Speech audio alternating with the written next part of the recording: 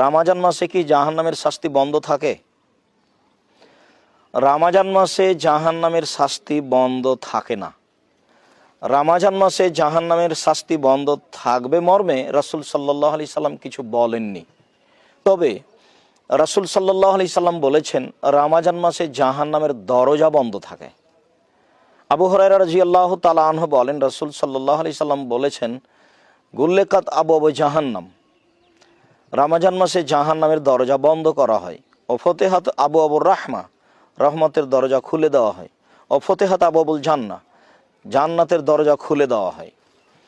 এইসব হাদিসগুলিকে আমরা এইভাবে নিতে পারি যে রমজান মাসে আল্লাহ তাআলার এক বিশেষ দয়া আছে। এই দয়াগুলি প্রকাশ করার জন্য রাসূল সাল্লাল্লাহু আলাইহি সাল্লাম এভাবে বলেছেন। আরও আমরা বলতে পারি যে জাহান্নামের শাস্তি তো আসলে জাহান্নামে এখনও চালু হয়নি। জাহান্নামের শাস্তি তো মানুষ যখন জাহান্নামে যাবে তখন চালু হবে।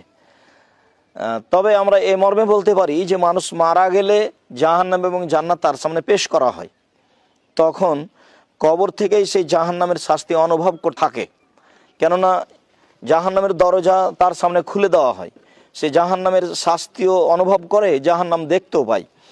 তাহলে কেউ যদি বুঝে নেয় যে রমজান মাসে জাহান্নামের দরজা বন্ধ থাকে মানে যাদের কবরে শাস্তি হচ্ছে তাদের শাস্তি হবে না, অর্থাৎ তারা জাহান্নামের শাস্তি দেখতে পাবে না, কথা এরকম নয়। রাসূল সাল্লাল্লাহু আলাইহি সাল্লাম এ ব্যাপারে কিছু বলেননি।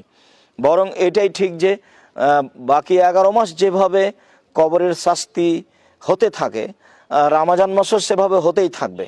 কেননা কবরের শাস্তির ব্যাপারে রাসূল সাল্লাল্লাহু আলাইহি সাল্লাম কিছু বলেননি, ঠিক জাহান্নামের শাস্তির ব্যাপারেও কিছু বলেননি। শুধু বলেছেন রমজান মাসে জাহান্নামের দরজা বন্ধ থাকে।